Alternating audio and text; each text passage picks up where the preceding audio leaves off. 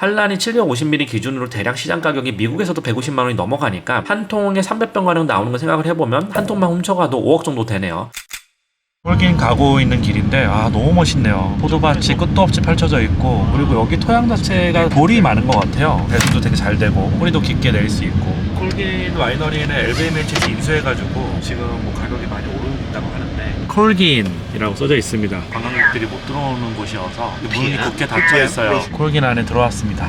여기 진짜 조용하네요. 관광객이 없으니까. 나파밸리에 있는 와이너리들은 보통 다 관광객을 받아서 로버트 먼다비, 오포선 이런 데 관광객 엄청 많은데, 여기는 진짜 사람이 하나도 없어요. 하나도. 산자락에 자리 잡고 있어서 경치가 너무 좋습니다. 저 앞에 있는 밭이 나인 에스테이트래요. 콜긴에서 가장 비싼, 가장 시그니처 밭이 나인 에스테이트인데, 이 앞에 있는 밭 여기입니다. 확실히 좋은 밭들은 공식이 몇 개가 있어요. 경사가 이렇게 져 있고 위로 쫙 올라가 있고, 경사가 져 있으니까 배수가 되게 잘 되고, 그리고 햇빛도 되게 더 많이 받고, 포도들이 공식이 좀 있는 것 같아요. 콜긴 안에 들어왔는데 여기 농구공 컬렉션이 있네요. 여기 앤 여사가 컬렉팅을 되게 열심히 한다라고 들었는데, 야, 안에도 되게 앤틱하고요. 이 밖에가 풍경이 예술이에요. 여기가 대박입니다. 풍경이. 와, 호수가 이렇게 내려다 보이는데 진짜 풍경이 좋네요. 와.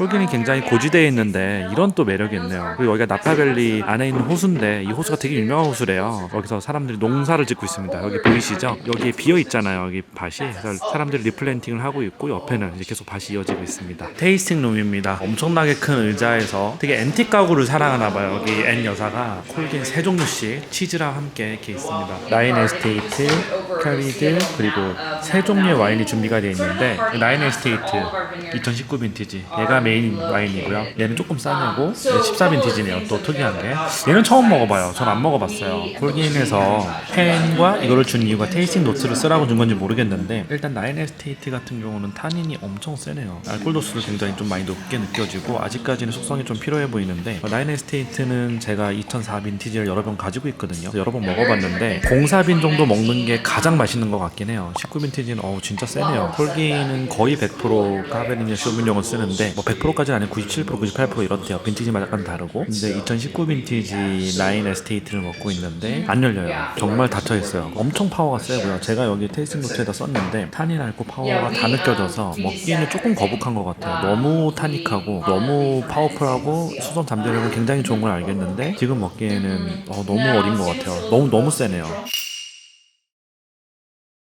한란에 도착했습니다. 미국 와인 중에 스크래밍 이글을 제외하고는 가장 비싸고, 그리고 스크래밍 이글은 워낙 이제 컬트고, 한란 같은 경우는 한란뿐만 아니고 프로몬톨이랑 본드 이런 유명한 와인들을 만들고 있고, 명진상부 미국 최고 생산자죠. 나파밸리에서 가장 영향력이 큰 생산자죠. 한란은 당연히 워크인 안 되고요. 여기 산지 쪽에 있어요. 완전 고지대에 있거든요. 여기 보면 이렇게 산길로 이렇게 쭉 타고 올라갔고요. 콜긴 같은 경우는 산길 타고 똑같이 올라갔는데 굉장히 길이 좀 거칠었는데, 여기는 길이 다 닦여 있어요. 그래서 제가 듣기로는 나파밸리에서 빌 한란이 약간 갓파더 같은 존재래요. 빌 한란이 가지고 있는 카르텔, 뭐 권력, 이렇게 뭐 그렇게 나쁘게 해석할 수도 있는데, 여기서는 영향력이 어마어마한 그런 브랜드라고 하고요. 이번 나파밸리 와이너리 투어의 메인이라고 할 수 있는 한란을 방문했습니다. 한란은 관광객 예약을 아예 받지 않고요. 멤버십 중에서도 가기 쉽지 않은 걸로 알고 있어요. 한란은 나파밸리 메인 도로를 따라가다 산길로 한참 올라가야 해요. 재미있는 건 나파밸리의 많은 컬트 와이너리들 중에 상당수가 산자락에 위치해 있다는 점이에요. 이유는 아주 오래전부터 메인 도로 근처에 자리 잡은 예컨대 로버트 몬다비 같은 와이너리들이 그 주변에 좋은 땅을 다 사들이면서 상대적으로 늦게 만들어진 와이너리들은 메인 지역에서 벗어나서 남은 땅들을 사들여서 개간할 수밖에 없었다고 합니다. 물론 한란이 가진 밭들은 어느 정도 우연히 발견된 카베르네 쇼비뇽을 키우기 아주 적합한 땅이라고 해요. 빌 한란은 나파밸리의 갓파더라고 불린다라고 합니다. 그만큼 영향력, 즉 이 지역 내에서 권력이 아주 세다라는 걸 의미하고요. 산길에 자리 잡은 와이너리들 중에 한란처럼 도로가 깔끔하게 닦여져 있는 것을 보지 못했어요. 이것은 빌 한란의 권력이나 자본력과 어떤 관계가 있는지 좀 궁금하고요. 콜긴으로 가는 길은 매우 좁고요. 울퉁불퉁한 길을 지나가야 되는데, 한란을 가는 길은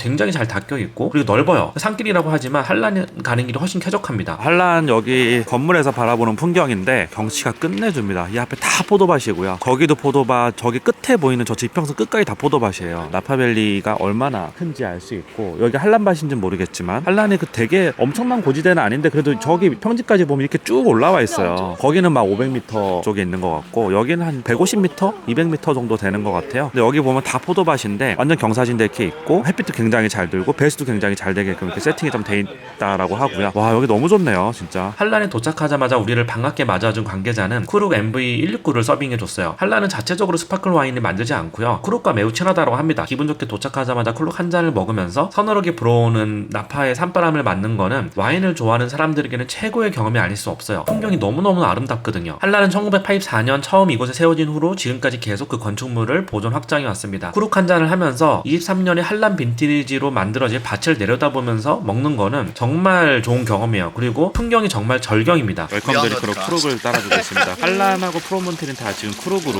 웰컴 드링크를 바꿨다라고 합니다. 진짜 한란은 관광객이 오기는 불가능하다라고 하고요. 워크인도 안 받고 한란 멤버스도 초창기에는 안 받는다라고 해요. 멤버십 있는 분들도 굉장히 오랫동안 대기해서 들어와야 된다라고 하고요. 한란은 와본 사람이 제 주변에 한 명도 없었어요. 한란 오는 거가 되게 좋은 경험이라고 저 생각을 했고 미국에서 일단 가장 상징적이고 가장 비싼 와이너리기도 하고 들어오기도 힘들고 그래서 한란은 꼭 와보고 싶었는데 이번에 나파밸리에 와서 와보게 돼서 되게 기쁩니다. 경치 너무 좋네요. 지금 아침 10시 반인데 아침 쿠룩을 먹으면서 한란밭을 바라보고 있습니다. 밭이 진짜 완전히 되게 좋네요. 이렇게 경사진대 딱 있는데 너무 고지대도 아니고 또 저지대도 아니고 딱 중간지대에서 경사진대에서 햇빛 되게 많이 받고 요 줄하고 라인별로 간격이 되게 넓어요. 네, 요걸 좀 볼 수 있고 여기 보면 오두막 같은 게 있는데 여기가 이제 빌 한란 아저씨가 사는 한란의 오너가 사는 집이라고 해요. 저 오두막에서 보면 포도맛이 다 내려다 보여요 한눈에. 저기가 여기보다 더 고지대거든요. 저기에 거주를 하고 있다고 합니다. 내부 공간은 단촐하게 꾸며졌고요. 2004년에 다나 에스테이트를 인수한 전 동아원 이희상 회장님은 한란을 모티브로 건축물을 지었다라고 해요. 내부 시설만 놓고 보면 다나가 더 최신식이고 잘 만들어 놓았다는 거 하는 거를 두 와이너리들을 이번에 방문하면서 알 수 있었고요. 한란은 매우 넓은 밭을 소유하고 있어요. 한란뿐만 아니라 뭐 프로몬터리 밭도 보이고요. 와이너리에서 직접 보이지는 않지만 본드가 생산되는 밭도 근처에 있다라고 해요. 한란처럼 브랜드 중심의 와이너리들을 우리는 보르도 스타일이라고 불러요. 비냐드 중심의 붉은이 스타일이 아니라 여러 밭에서 나오는 혹은 한두 개의 포도밭에서 나오는 포도 중 가장 좋은 것을 골라서 한란 에스테이트로 출시를 하고요. 이게 약간 못 미치는 포도를 가지고 메이든이라는 와인으로 출시를 해요. 우리는 메이든을 한란의 세컨 와인으로 인식하고 있지만 한란 관계자는 그것이 세컨 와인이 아니라 한란과 같다라고 이야기하는 이유는 여기에 있습니다. 일반적으로 세컨 와인을 만들기 위해 쓰이는 포도는 밭이 다른 경우가 되게 많거든요. 혹은 같은 밭이지만 포도나무 수령이 더 젊은 곳에서 수확을 하거나 포도 자체가 다른 경우가 굉장히 많은데 예를 들어서 샤똥, 무통, 로칠드 같은 경우도 세컨 와인을 만들 때 젊은 수령의 포도나무에서 나오는 포도로 만들거든요. 그러니까 아예 나무 자체가 달라요. 그리고 오크 숙성 기간도 짧게 두는 건 차별화 원가정한 포인트를 둡니다. 반면에 한란 메이드는 모두 한란에 들어가는 포도고요. 거기서 약간 10% 모자르는 이런 포도로 만들기 때문에 한란에 판박이 같다라는 이야기를 되게 많이 들어요. 그래서 메이든이 가성비가 좋습니다. 무튼 반면 한란이 만드는 본드 시리즈는 부르고뉴의 빈야드 베이스 와인처럼 그 밭에서 나온 포도로만 수확해 만들어요. 본드의 4개 시리즈는 모두 각각의 빈야드 네임이 붙어 있고요. 빈야드 중심으로 와이너리를 키우려고 하는 거는 어찌 보면 땅값을 이것만큼 잘 견인하는 게 없기 때문이라고 해요. 그리고 와이너리는 땅값이 올라서 돈을 번다라는 말이 있잖아요. 땅값 대비 영업이익률이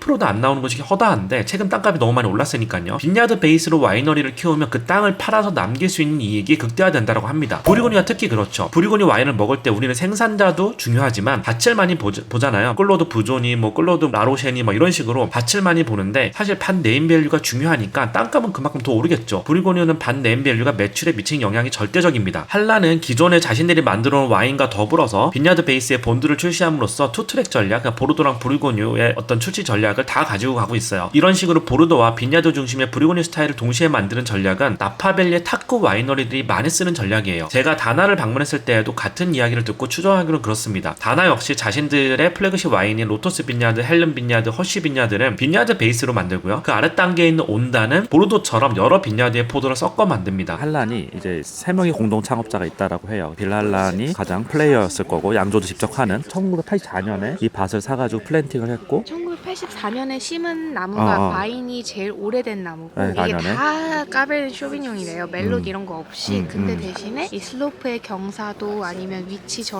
밑에 있는 데는 아직 그늘져 있으니까 이런 것들도 햇빛의 조사량도 다르고 그리고 이쪽은 볼케이노 소일이고 저쪽은 세크라멘토 소일이고 이런 토양이 아예 다르다. 다르대요. 그런 것들에서도 다르고 바인도 다르고 바인 올드도 다르고 그러니까 그런 것들이 다 디퍼런스해서 이걸 다 블렌딩을 한다고 하더라고요. 멜롯 이런 게 다가 아니라 그냥 까쇼인데도 다른 그렇죠, 까쇼니까 블렌드를 다시 다 하는 거라고. 여러 토양을 가진 까쇼들을 블렌딩을 해서 되게 독특한 풍미를 내는 거고, 한란의 가장 좀 독특한 것 중에 하나가 허브 뉘앙스가 굉장히 많이 나거든요. 먹어보면 숙성이 된 걸 먹어보면 이제 영빈 말고 한란 특유의 그 약간 민트 같은 화한 느낌이 있어요. 그거는 프랑을 넣고, 근데 프랑을 넣는다고 다 그런 맛이 나지 않거든요. 미국 메리티지 와인 중에서 프랑을 약간 블렌딩 조미료로 쓰는 와인들이 꽤 있는데 그런다고 다 그렇게 나진 않아요. 한란이 그걸 굉장히 잘 만들고 막판에 막 민트향 터질 때는 진짜 좋아요. 미국 와인이 어떻게 이럴 수 있지라고 할 정도로 굉장히 부드럽고 실키하고 민트가 막 터지는데, 그것 때문에 한란이 미쳐서 먹는 거고, 한 4병 중에 1병 정도 터지는 것 같아요. 경험상 봤을 때 굉장히 비싸잖아요. 한 병에 뭐 릴리스 가격이 1000불이 넘는 100몇십만 원씩 하는 와인이니까, 미국에서도. 근데 얘네가 이렇게 만들 수 있었던 이유가 뭐냐를 보면, 뭐 양조 실력도 뛰어났지만 돈이 많았어. 1984년에 첫 플랜팅을 했으면 그때부터 이제 돈을 때려붓기 시작하면서 양조 시설 바꾸고 농부 고용해서 했는데, 처음 릴리스한 게 1996년이라고 하면 10년 동안 아무런 수익 없이 계속해서 투자를 했기 때문에 가능한 거고, 1996년에 첫 빈티지 낸 게 90 빈티지, 뭐 그 다음에 91 빈티지가 냈을 텐데 90부터 94까지 한란을 먹어보면 별로야. 별로라는 게 뭐 맛없다 이게 아니라 이상해. 한란 같지가 않아. 그냥 미국 까쇼 같아. 이런 느낌이 좀 있고, 그때 자기네들 특색을 잡아갔던 것 같아요. 그리고 진짜 한란 스타일이 나왔던 게 95, 96 이후부터 이제 한란 스타일이 나오기 시작하고, 97 한란이 제가 기억하기로 RP 100점 맞은 걸로 기억을 하는데, 그때 이제 한란이 굉장히 유명해졌던 걸로 기억해요. 한편 1984년이라는 문구가 멋지게 박혀 있고요. 한란은 1984년 와이너리를 공동 창업해서 만든 와이너리예요. 빌 한란이 단독 소유가 아니라고 합니다. 1984년부터 1996년까지 아무런 매출 없이 12년 동안 계속 밭을 개간해서 테이스트를 하고 최고의 와인을 1996년에 첫 출시를 했다라고 해요. 한란 같은 경우는 저도 테이스팅을 많이 해봤는데 1990 빈티지부터 94년까지는 아직 한란의 정체성이 안 나와요. 좀 들쭉날쭉해요. 91 다르고 92 다르고 93 다르고, 한란 특유의 어떤 그 품질, 한란 특유의 그 뉘앙스들이 90년대 초반 빈티지에서 나오지 않습니다. 그래서 그런 걸 테이스팅 해보는 게 또 되게 재미인데, 시장에서 구하기가 힘들고 가격도 너무 비싸서 추천하진 않아요. 그렇게 뭐 품질이 좋지는 않습니다. 한란 1984라고 써져 있어요. 84년에 처음 여기를 만들었나 보네.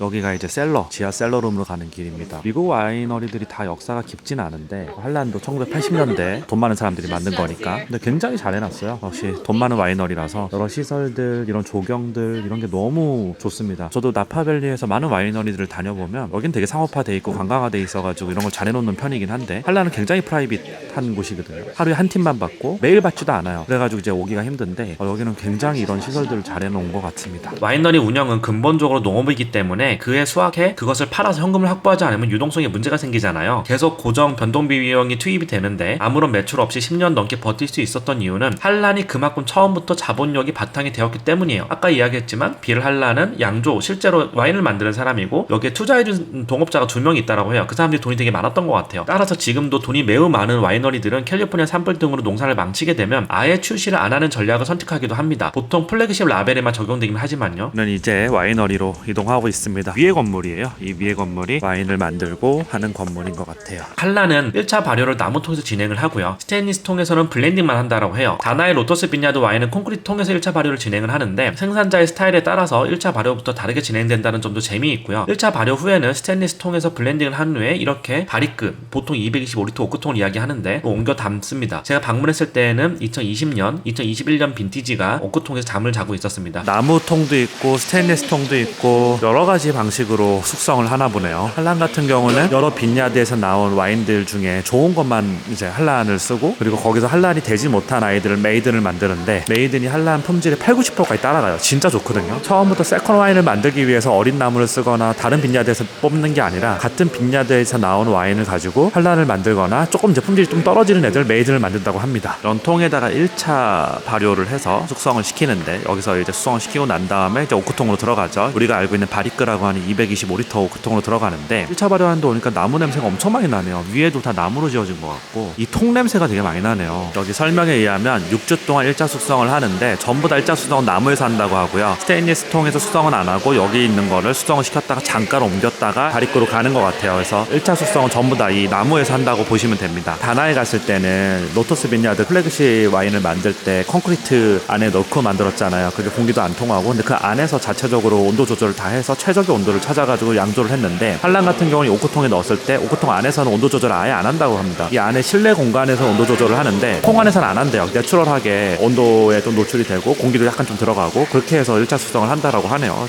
여기 한란 숙성시키는 셀러룸에 들어와 있는데, 와, 이 오크 냄새가 장렬해요. 근데 한란은 한라는 되게 내추럴티를 중요하게 생각해서 보통 이제 고급 와인들, 하이엔드 와인들이 100% 프렌치 오크를 쓰는 경우가 굉장히 많은데 한라는 유즈드 오크랑 뉴 오크랑 같이 섞어서 쓴대요. 너무 오크 뉘앙스가 많이 배이는 걸 방지하기 위해서 어떤 퓨어한 과실 뉘앙스 그리고 어떤 퓨어함, 내추럴리티를 표현하기 위해서 유즈드 오크랑 같이 쓴다라고 합니다. 여기서는 2020 한란 에스테이트 와인이 숙성되고 있습니다. 2020 빈티지가 아직 출시 안 했는데 지금 숙성의 거의 막판 마지막 단계에 있는 것 같아요. 여기는 2021년 한란이 익어가고 있습니다. 여기 보면 뉴오크랑 유즈드 오크랑 거의 50대 50 정도로 쓰는 것 같아요. 매년 그 비율은 바뀌고. 드디어 대망의 배럴 테이스팅을 하게 됐는데요. 배럴 테이스팅을 해주는 와이너리들이 많이 없는데 일부 극히 수입사 사람들한테만 해주거든요. 한라는 완전 갑오브 갑이기 때문에 수입사들을 잘 안 해준다라고 해요. 그래서 이번에 저희가 배럴 테이스팅을 하면서 굉장히 큰 감동을 받았습니다. 한라는 거의 손님들도 방문하지 않기 때문에 배럴 테이스팅을 해주는 경우가 거의 없다라고 합니다. 와인은 현재 숙성 중인 2021 빈티지고요. 스포이드로 쭉 짜가지고 3분의 2잔 정도 따라 주었어요. 오크통 향이 장렬했던 숙성고에서 굉장히 좋은 경험이었고요. 한란이 750ml 기준으로 대략 시장 가격이 미국에서도 150만원이 넘어가니까 한 통에 300병가량 나오는 걸 생각을 해보면 한 통만 훔쳐가도 5억 정도 되네요. 대박인 게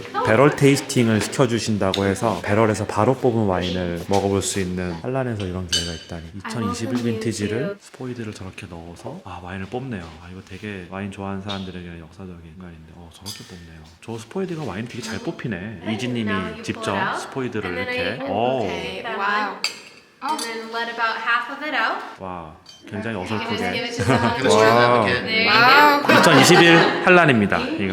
이게 2021 빈티지 한란인데 전 되게 찐득하고 엄청 파워풀하고 먹기 좀 힘들 줄 알았는데 생각보다 되게 먹기 편하고요. 텍스처도 부드러워요. 요즘에 한란 양조 스타일도 영빈 때도 좀 부드럽게 먹을 수 있는 그런 스타일로 좀 변해간다라고 하더라고요. 예전 한란들 보면 2010 빈티지만 먹어도 굉장히 단단하고 이거 뭐 어떻게 먹지 이런 느낌이었는데 지금은 영빈 때도 되게 상당히 부드럽게 먹을 수 있네요. 한란 배럴에서 바로 뽑아낸 2021 빈티지랑 2018 빈티지를 동시에 비교 테이스팅 했고요. 여기서 재미있는 거는 배럴에서 바로 뽑아낸 2021 빈티지의 텍스처가 더 부드러웠다는 사실이에요. 2021년은 아주 어린 와인임에도 불구하고 프루티함이 터져 나왔고요. 한란 특유의 살짝 민트를 얹은 것 같은 스파이시함도 느껴져서 되게 좋았어요. 영빈 한란에서는 느끼기 어려운 뉘앙스가 나온 이유를 물어보니까 2021년 빈티지는 보다 정크성이 좋게 만들어졌다고 합니다. 오히려 2018 빈티지는 매우 단단한 모습을 보여주었고 아직도 굉장히 타닉해요. 여기 테이스팅 룸입니다. 여기 저희가 배럴 테이스팅으로 2021 빈티지 한란을 먹고 있고 19 빈티지를 따준다고 하셔서 이 비싼 와인을 21 빈티지가 밸런스가 너무 좋고 그리고 타닌이 많이 안 느껴져요. 생각보다 텍스처가 굉장히 부드럽고 그래서 제가 질문을 던졌어요. 아니